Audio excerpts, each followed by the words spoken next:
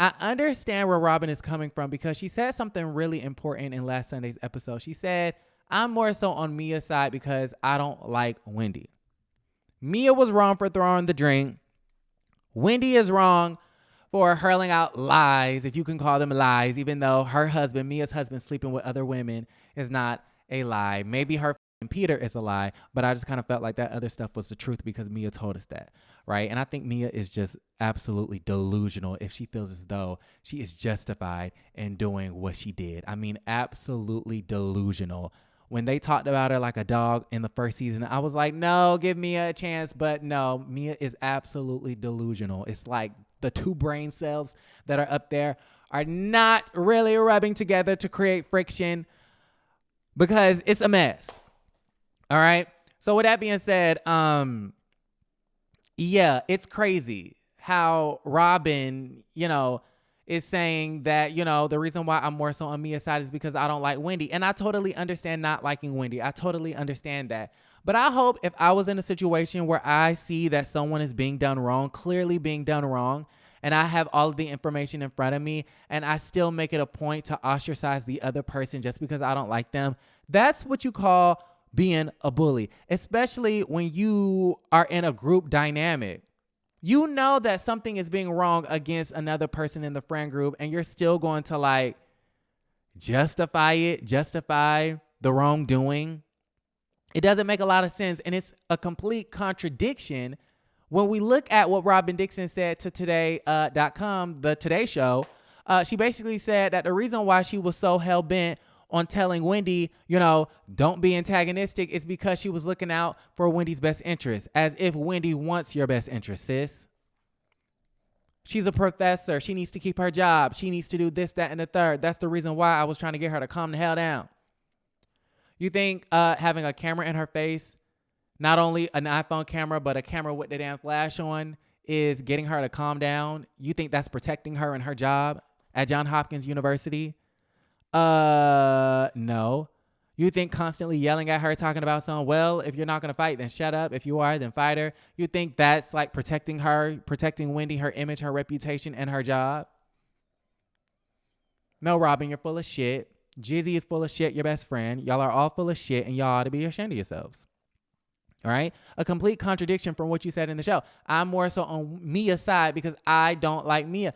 Keep it a buck. Keep the same energy. Maybe if you said that enough times, the colorism accusations would stop. I just don't like Wendy. But then we have to figure out why you don't like Wendy. They don't like Wendy because she cuts people off. She's dismissive. She doesn't let you speak this, that, and the third. Okay. So if that's the case, don't talk to her. If that's the case, don't look at her direction. Don't breathe her same air. If that's the case, don't invite the kids over. Don't, set Candace up, volunteer Candace as tribute to take the kids. If you don't like her, why do you want a video of her in your phone? If you don't like her, leave her alone because quiet as it's kept, when has Wendy ever approached Robyn this entire season to even have a simple conversation? Almost like never.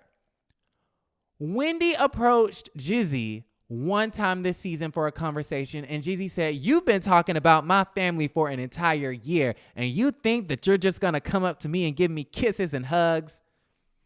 Again, another delusional line because you're the one that tried to tear down her family and everybody else's family for years on this show at this point, and then be wondering why, you're single, down and out.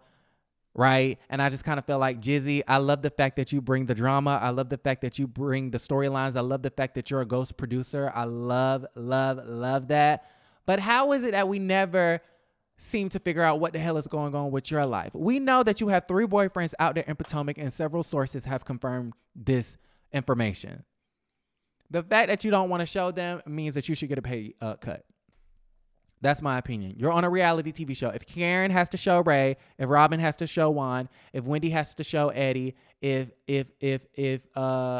Mia has to show G, if everybody has to show their man, Candace with Chris, then you need to be showing your suitors. And I apologize that this video is so all over the place, but it's a stream of consciousness tonight. All right.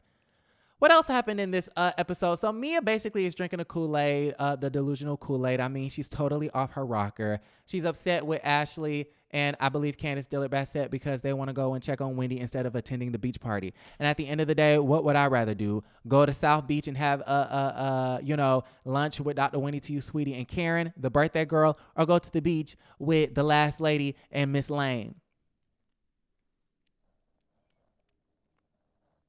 And was I the only one that thought it was completely inappropriate? Robyn as a whole engaged woman, engaged to be married.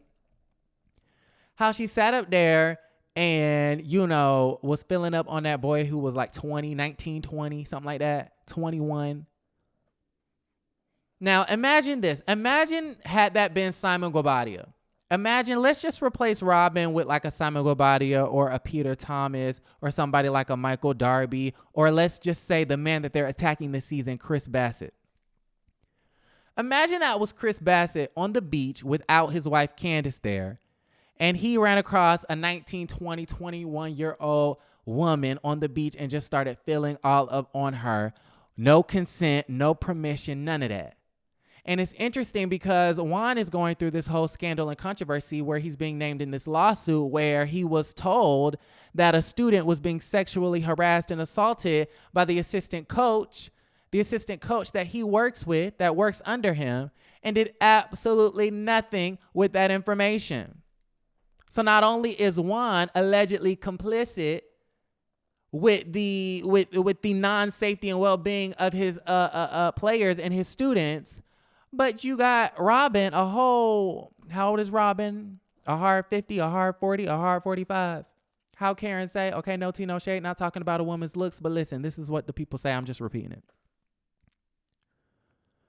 Robyn is whole 40 plus, filling up on a 20. Now listen, if that's what you like, that's what you like. If that's what you do, that's what you do. But I'm just trying to I'm trying to get you guys to see the optics, because I feel as though you would feel differently about it. I mean, I thought it was a bit inappropriate. Okay. But at the same time, I could be just picking on Robyn because I just don't like her. Okay. I'm gonna pull a Robyn Dixon. Okay. All I have to say right now is I am so glad Juan Dixon is not here right now. Mia was absolutely wrong for inviting those folks to Miami and then trying to chastise them and punish them and kind of just go to hell in on them because she doesn't necessarily like their stance on the whole entire situation regarding her physically assaulting someone else for no reason. I'm sorry, Mia, but you're wrong. The fact that you invited these ladies and then you gonna tell Ashley and what's her face, Candace Dillard, that they shouldn't come back to the house. They need to find somewhere else to stay because they want to go see Wendy, I think is absolutely disgusting. I feel like that's absolutely disgusting. I feel like you need some hosting. Like, this has to be one of the worst trips in Potomac history. I thought Wendy's trip from last year, where they had them chicken sandwiches, them Chick-fil-A biscuits, and that salad that Mia and them was throwing, I thought that was a really bad GVO. I thought that was a bad trip. No, this Miami trip is a hot ass mess. And Mia, you're the common denominator. You don't know how to host a trip. You're too inflammatory and you're too antagonistic. Using Robyn's words, you're very antagonistic to be a host. A host should be very neutral. A host should be trying to bring people together, not tear them apart. And then by the end of the episode, we get this situation where Mia is basically trying to chastise and punish Karen for being quote unquote a bad friend for going to check up on Wendy, because in Mia's eyes, Wendy hasn't owned up to what she did the night she got the drink thrown at her. Mia, last time I checked, did you own up to what you did? Because I have yet to see you go to Wendy and apologize for your criminal behavior. What you did was criminal, babe. What you did was criminal. Now, maybe sis did lie on you. Maybe she defamed your character, but that's a crime that you actually kind of have to prove. But if we have footages of you hitting up on somebody and clearly it's not out of self-defense because that girl was nowhere near you, she was not threatening your physical well-being at all, you're just guilty.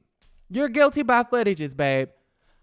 You know, we have no proof that you don't sleep with Peter. We have proof that you did assault that lady.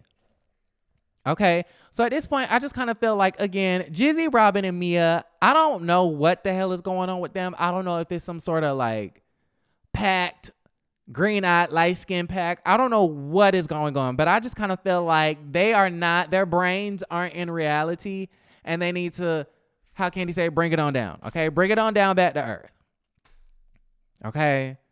265 days. Where the hell that bitch live at? Shout out to Nene Leakes, all right? Y'all let me know how y'all feel about the entire situation. Ashley, I'm super disappointed that you fucked up the foursome by trying to throw Candace under the bus next episode. It's a whole hot mess. Let me know how y'all feel about it. Like the video, subscribe to the channel, and don't forget to create a great day. Bye, you guys.